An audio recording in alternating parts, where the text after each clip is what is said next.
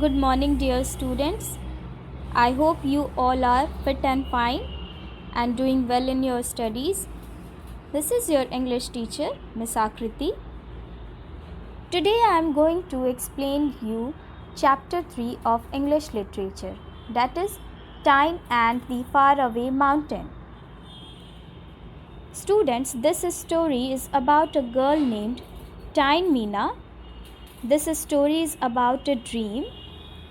Okay, what was her dream and how she achieved it, whether she achieved it or not, what all problems she faced, and at the end we will see what we learned from this chapter. So let's start. Before starting, I would like to tell you the meaning of far away. The meaning of far away is distant, or you can say far off, a long distance from a particular place. So, let's see first paragraph. In Ikli, in the Mishmi hills of Arunachal Pradesh, young Tyne Mina heard a wondrous call from the mountains in the distance. She was drawn to it, a sound only she could hear. So, this girl, Tyne Mina, she lived in Ikli. It is in Mishmi Hills in Arunachal Pradesh. Students, you know Arunachal Pradesh? It is a state in India. And she heard a wonderful magical sound which was coming from a faraway mountain. Far away, I said you, the meaning of far away means distant. And she was very much attracted to that. Now, let's see further. She heard it while she climbed trees. She heard it when she ran through the jungle. She heard it when she spent long days lying under the sun. Whooshu! The sound went whooshu. So, the sound which she heard was whooshu. Have you heard when air blows very fast? You hear a sound shh, like this. That type of sound she was hearing, and the sound which was coming, it was whooshu. So when she used to climb the trees, when she used to play in the jungle, when she used to lie under the sun, she used to hear this sound. She always used to hear this sound, and she was attracted to this sound. Ah, Tyne would smile. What a wonderful life. So, Tyne lying under the sun, she said, what a wonderful life it is. But one day, her family moved out of Ikli to the closest big town, Rowing. Tyne's world turned upside down. So one day what happened? Tyne's parents decided they will move to a town which was near Ikli, and the name of the town was Rowing.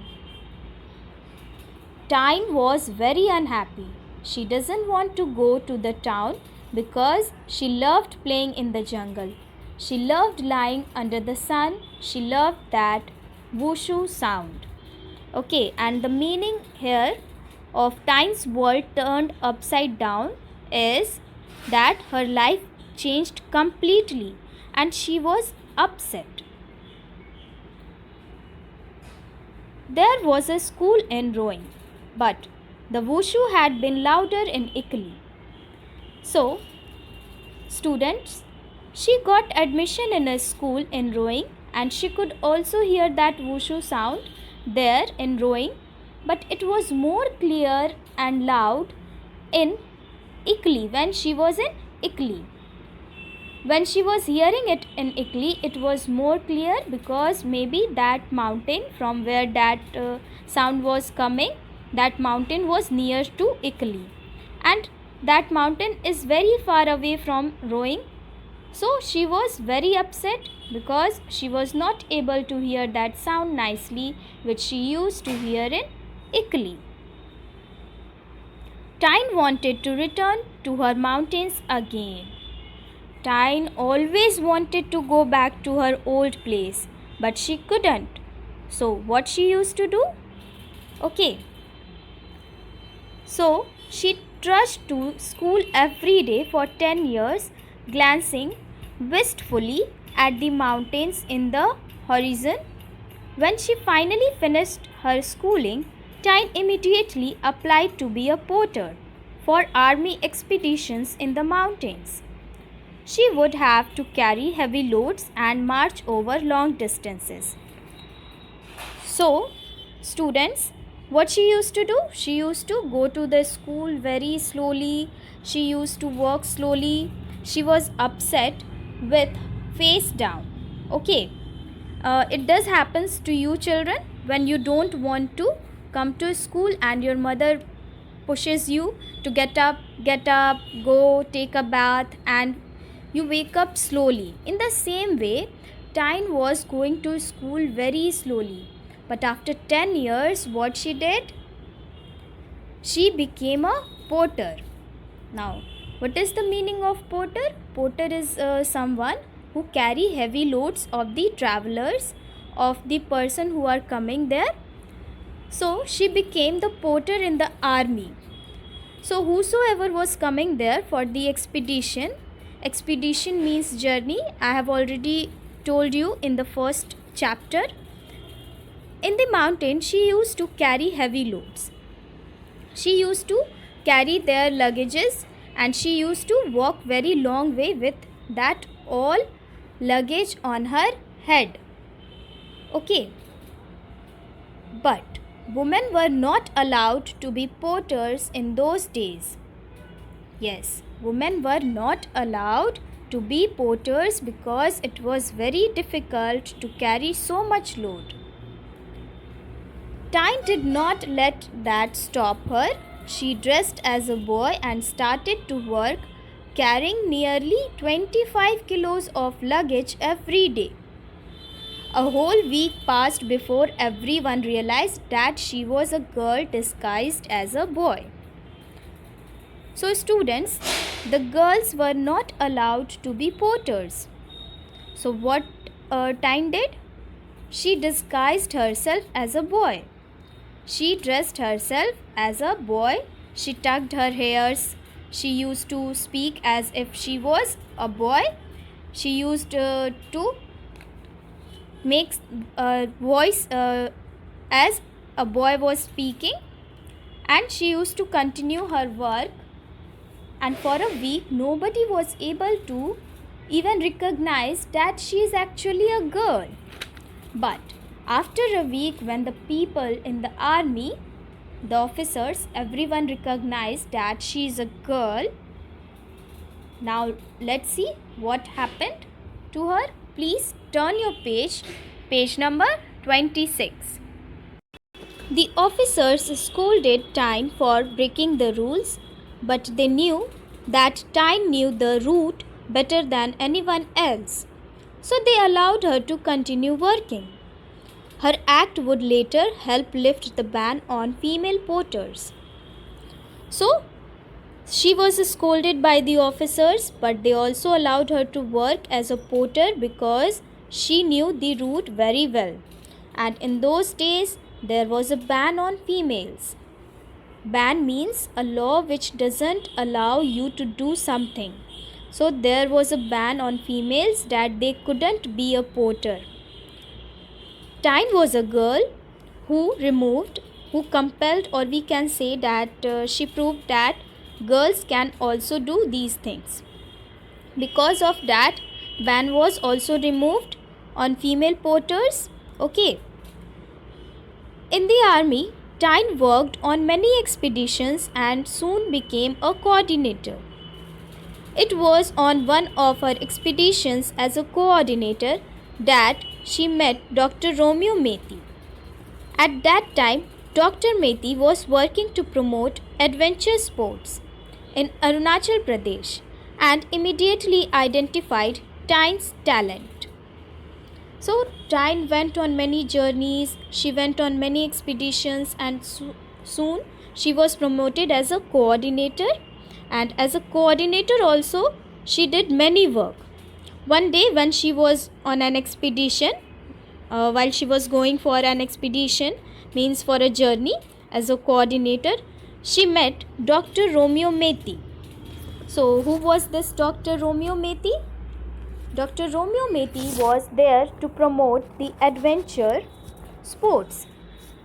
Adventure sports means exciting sports like mountaineering, whitewater rafting, and etc. in Arunachal Pradesh. And when he saw Tyne so well versed with her work, doing it so nicely, he recognized the skills inside Tyne. He recognized her inner potential. Now let's see how this doctor helps Tyne. You are a naturally gifted climber, he told her. You have the strength and the determination. Now all you need is technique. So when Dr. Meti saw Tyne, he said that you are a natural climber. That means you climb very nicely. So you can become a very good professional climber. But for that, you need to know proper technique of climbing. A proper way of climbing and what all things you should learn while you have to go for a climb. So let's see what happened then. Dr. Meti became Tyne's mentor and she began her training as a mountain climber. The distant mountains still called her. So Dr. Meti, he became her mentor, Tyne's mentor, and he trained her as a mountain climber. She was very much into mountain. She was very much into climbing because, do you remember? She used to hear that whooshu sound, and that whooshu sound attracted her so much. Because of that, she became a porter, and now because of that only she want to become a climber, a mountain climber. But Tyne did not know the name of the distant mountains till she watched the race for the Everest, a film about the first climb of Mount Everest. Wushu became a roar now, and climbing Mount Everest became her dream. So, do you remember, students? Tyne, she used to hear that whooshu sound in her first place. That was Ikli. Then she also heard that sound in rowing, but she did not know what is the name of the mountain. So now she watched a movie. The movie's name was The Race for Everest. And from there she heard, means she knew that the name of that mountain was Mount Everest. I think you must know about Mount Everest. It is the highest mountain and it is situated in Nepal. And when she was watching the movie, she heard that whooshu sound again. Because of that, climbing Everest became her dream. Now let's see, was she able to achieve her dream? And if yes, what all difficulties she faced? After months of preparations, Tyne finally reached the Everest base camp in Nepal. It was bitterly cold and the air was thin. Tyne trained there for a few days to get accustomed to the harsh weather and then began her climb. The climb was difficult. So after she prepared herself, because she wanted to climb Mount Everest, she prepared herself, and after a couple of months she finally reached the base camp in Nepal. Now what is base camp? A base camp is a safe camp area, usually at the foot of a mountain.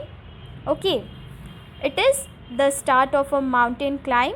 Base camp is a camp which is below the mountains, and there all the technicians, all the officers, they are there